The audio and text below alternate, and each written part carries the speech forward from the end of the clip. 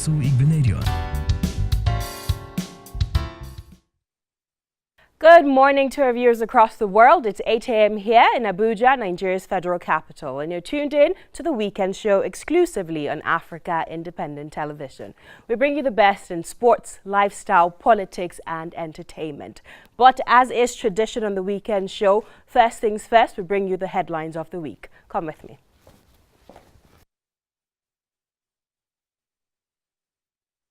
Welcome back. I'm now being joined by our sports and entertainment correspondents, Odiri Akban and Ina Peters. Hello, ladies. How are you? Fine, thank you. Fine. Happy weekend. Same to on you. the Weekend Show. So excited. What are your plans for the weekend? I'm going to work, but I'm going to make sure I rest. Like, it's one of the goals for the weekend. You need to rest, girl. And I'd like to say happy new month in advance. Awesome. April is near. That's April Fool. I wish we had a show on April Fool's Day. It would have been comical. It I will think be so too. nice. I really think so too.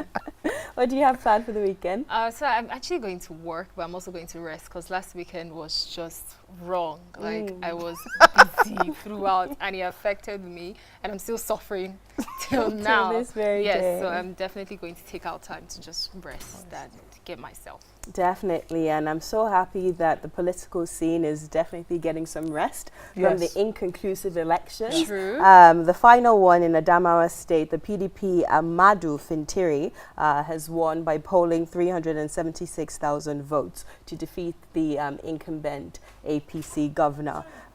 So it's a rest of the inconclusive elections, which most Nigerians are very excited about. But we still have to remember we have River State pending. Although the elections there weren't cancelled, but in 17 out of the 23 local governments, the results will be collated, but they'll have to do some sort of supplementary elections in the remaining 6. Moving on, the appeal court sacks Zamfara APC governorship and parliamentary candidates. This issue it's like ping pong, you know. At first they said, no, you can't field any candidates. Later on they said, yes, you can field candidates. Like minutes to the elections, the courts ruled that Zamfara APC can field candidates. And now they've nullified the entire thing due to the primary elections that were held. So it's just, I don't understand it. Well, I just feel that some people were disenfranchised in between all this, and I think that if there are issues like that, it's supposed to be settled before the election so that everyone knows exactly what we're doing. Let's not be like confused people. We knew that these things were going to come up. So, just like the River State and there was this one now in Zamfara State that's just done, I think they should have just come out plain to say, okay, listen, I know that usually it takes time for rulings to come out, but because it's the election, you can speed it up so that you can have everything you need. If you say if you rule that APC candidates should not contest in the elections, it should be done with. Get to all the appeal courts you need to get to. If you can get to the Supreme Court, just get it done so that when it's time to vote, no one is disenfranchised. Because some people had voted for APC now, their votes won't count. You know, I think it depends on our ideologies as human beings. First things first, before anything gets to court, there has to be some sort of disagreement.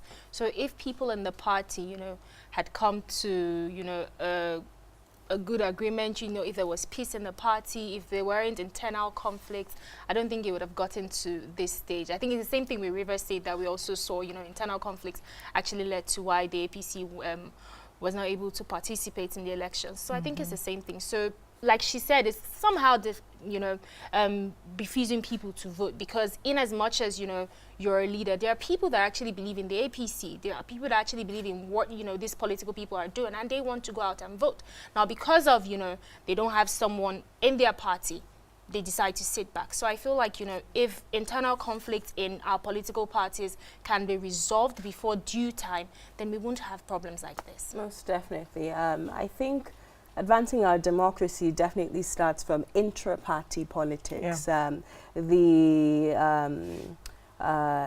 mandate that you have to pick a specific political candidate the imposition of candidates. I definitely think it's terrible for our democracy, and that starts from the intra-party level. Yeah. So when people do that, that's why all these conflicts are happening, because one person who thought they had all the power, he or she had all the power, decided to impose specific candidates on the entire party. And then the courts are like, no, that's not how it works, and all of a sudden you can't field any candidates. But moving on, the federal government closes case against Justice Walter Onogien at the CCT. Remember, we discussed this I think we took out 2 episodes of the weekend show to discuss this case. Yes, we did. So the federal government has shut down their case, and he filed a case of no submission. The CCT chairman threw it out. But what do you feel that after the elections now, the federal government is like, okay, it's like, we no longer see the money in your bank accounts. Exactly. It's like you tell your child it was naughty that you're grounded. Then the next morning wakes up and you're going, and you're like, you're not dressed, are you not going out? Like, but you said I was grounded yesterday, and I just feel that there's something funny about what the federal government was doing with that, and I think that if they don't respect the laws and procedures and everything we should follow, I think you shouldn't hold the citizens to it, because you lead, we follow. I think, so there were so many irregularities from, I don't even know when we had 55 houses and then it reduced to 5. No. It was just like, okay, remove 1 5. And then, right? So it was just, a lot of irregularities. And on social media too, people were, it kind of like proves, or let me not use the word prove now. Let me say, it kind of like, so there are people that actually think this was, a ploy to just push him out, for some time. And, it wasn't really about, okay, you're actually trying to fight corruption and all of that. So the timing now, irrespective, even if you want to actually have hope that, there was something right about this whole thing, the timing is just off. Now, the timing does not even support their arguments, right? And then, of course, we saw the irregularities, the different claims that were now being withdrawn. Oh, it wasn't like this, it wasn't, so it definitely does not tell good of the intentions of the government, even though irrespective of, all that they've come out to say as the prosecuting, counsel, all they've come out to say, it doesn't, there's something not, and you just confirmed it, basically. That's what's it's the unfortunate state of affairs in our country, Nigeria. Politics supersedes everything else, which is quite unfortunate and must change. But very lastly, the cyclone Idai hits different parts of Africa, killing over 700 people in Mozambique, Zimbabwe, and Malawi. We have a video to show.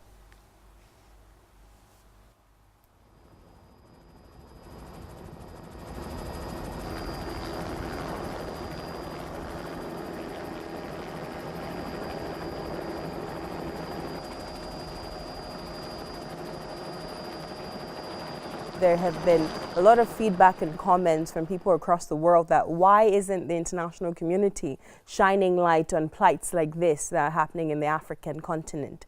We hear of a mosque shooting in Netherlands, I believe, and everybody's, New Zealand, and everybody was, at an uproar. But here we have over 700 people. Actually, the numbers are closing up to 1,000 people now, devastated, displaced, and 700 people dead. And, this is not making the front pages of the newspapers in the international community. So it's quite unfortunate, and at the weekend show, we're just praying for the best for them, and we're truly hoping that the families who have lost loved ones, God will fill the vacuum in their hearts. I mean, like you just said, it's not even about international community. What are we doing as Africans? You see the New Zealand thing that happened, and then we have pictures all over social media, pray for New Zealand. It was the terrorist attack in Paris, we did the same thing. But, I mean, this is home. Yeah. There's no pray for the, Cyclone Idai victims. There's no, Nigerians are not really, well, I'm not really calling out Nigerians, but I'm just saying in general, like, Africans. What are we, like, we're not really rallying around on our own. Like, if we don't show the support, if we don't put, then what is the international community doing? As much as they have all the better resources to help us out. But I'm just saying, as Africans, this one hit home. So why aren't we, just making this news, as in making it worth it. It's a big deal. People have been displaced, and it definitely also tells me as a Nigerian, just be thankful that things like this have not really happened in my area. Imagine having more natural disasters than we do today. Exactly. What do you think? Also, there's a breakout of cholera already. Yes. And from the international community, the UN has responded. They said it will be sending about 900 vaccines for cholera to the affected areas. So it's things like this will actually have a big, massive breakout of cholera. So it's just starting, but the health professionals feel it will get worse as time goes on. But like Ina says, just to go on what Ina said, it's actually not good of Africans to not talk about this because it's a massive deal. Over 700 people died. It is not nice. This should be on the front pages of every paper around the world. It should be in the headlines of all TV stations, multinationals, African TV stations, and I'm going to call out the AU. What have they been doing? So what's going on in the world of sports? Let's start with the fact that we just came out from the international week, and of course we qualified for the Nations Cup before, but it's always nice to have victory. Chase victory is always, you can never get tired of victory. So we beat the Shields 3-1, and that was on Friday. I think that was the 22nd of March, and then we wrapped it up with a 1-0 victory over Egypt. It was a friendly game, but it was the first time we're beating Egypt in 29 years. So to reward the players, the governor of Delta State, Ifayoko, actually gave the team $60,000 to share. $10,000 is for the coaching crew, while the players will share $50,000. Now, in between all those, Nigeria was just busy this weekend. We're just busy winning. Like, all we do is win. Anyways, the under-23 team, we lost the first leg to Libya. Last weekend, you mean? Not last weekend. Upper weekend, we lost 2-0 the first leg of the under-23 Nations Cup qualifiers to Libya. That was away. Then last weekend, they came to our backyard in Delta State, Stephen Keshi Stadium to be precise, and they were trashed 4-0. So we're so busy winning throughout the last weekend, okay? And so kudos to the guys, great job. And from the games, we have seen some prospective Super Eagles strikers now. So that's a good one. Also, let me chip in there. Governor Okowa, it seems like the sports governor now. It seems like all the sports events are going and being given to Delta State. I think that's truly commendable. So different governors who are looking to, drive their IGR up should definitely look at this opportunity as well, because he's not only paying lip service to it, he's actually walking the talk. True. So kudos to Governor Okowa. Okay, so one for the International Women's Month.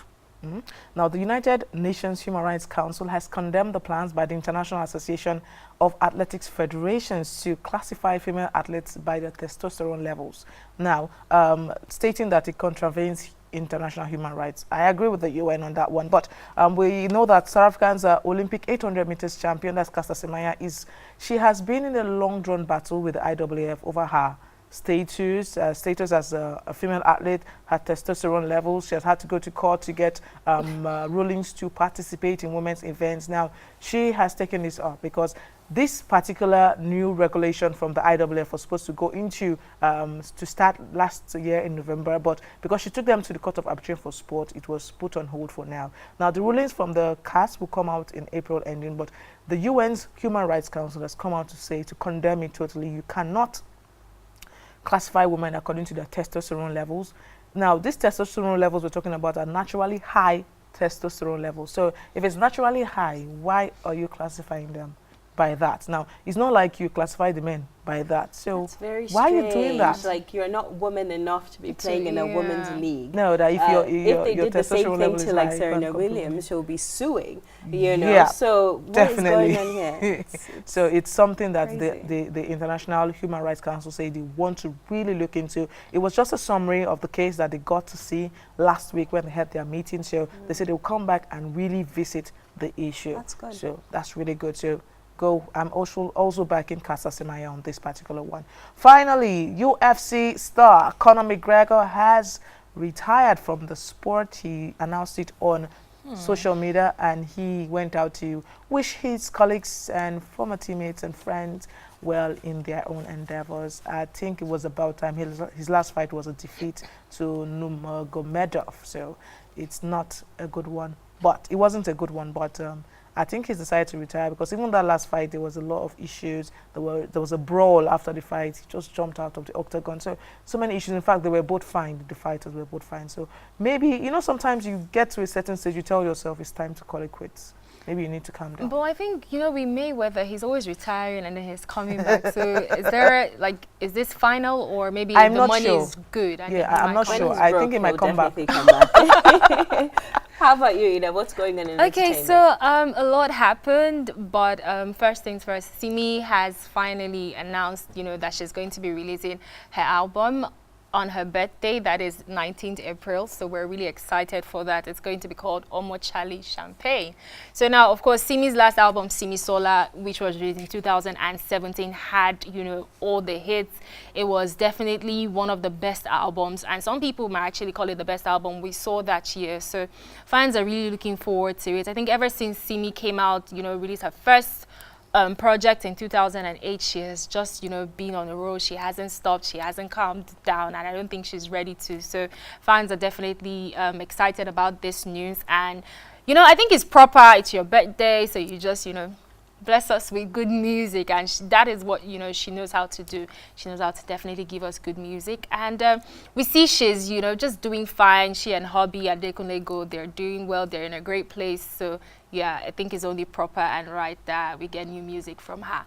Now over to the foreign scene. We had a lot of drama in the foreign scene. Our first stuff. So a video came online of Cardi B. Now in that video that was made over 3 years ago, Cardi B, you know, one of, you know, it's a lot of times people say, oh, vent, and then you go on Instagram Live and you start venting. Why? I don't know. But Cardi B admitted to drugging some guys and robbing them. Now, that was what she used to do to survive. That was, you know, the money she would get from, you know, these activities, she would take to the studio to make music. So I think, you know, she was just really, you know, I've done a lot of things and blah, blah, blah, blah, blah.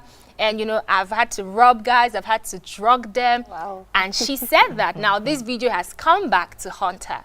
And now, even in the whole midst of everything, okay, she did release a strong statement on Instagram, you know, via her page, saying that, you know what, that was what she had to do to survive. She's not like, you know, glorifying robbing and drugging people and all of that. Now, even a victim who goes by the name Kevin Smith now also came out with his own story that he was one of the victims 5 years ago, that she actually took his iPod, you know, she took his valuables, you know, during one of their encounters and all of that. So a lot of people have definitely criticized, you know, this, and I don't blame anyone. I don't think, and even if, you know, the fact that she came out to say it, even if it was 3 years ago, I mean, look at what happened with Kevin Hart, right?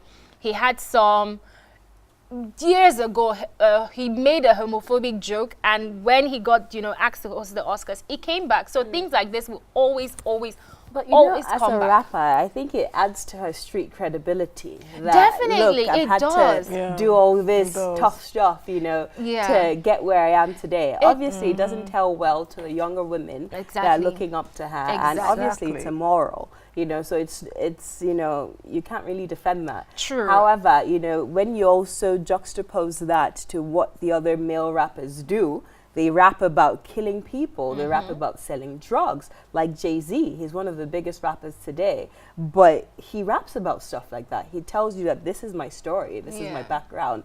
But he doesn't receive as much of a backlash as Cardi B has. So we also have to be able to hold both men and women to the same standards and accountable for their actions. Very true, very, very true. I really agree with you on that. But I also feel like, you know, rappers like Jay-Z, you know, 2 Chainz, I know of a show that, you know, they come together. It's kind of like a barbershop setting, and then they discuss these things, and they're trying to teach the next generation, like, okay, we had to do all of this to make it, but you guys don't have to. You don't have to shoot anyone. You don't have to rob anyone, you know. So I also get the fact that, you know, we have to hold people accountable, but I feel like now is the time that the narrative of hip-hop has to change. You don't necessarily have to do something bad to make it in hip-hop. Like, your story, your struggle is enough. or, you know, what you relate to in today's world is enough to put out good music and good content. And as an addendum to that, you don't have to struggle.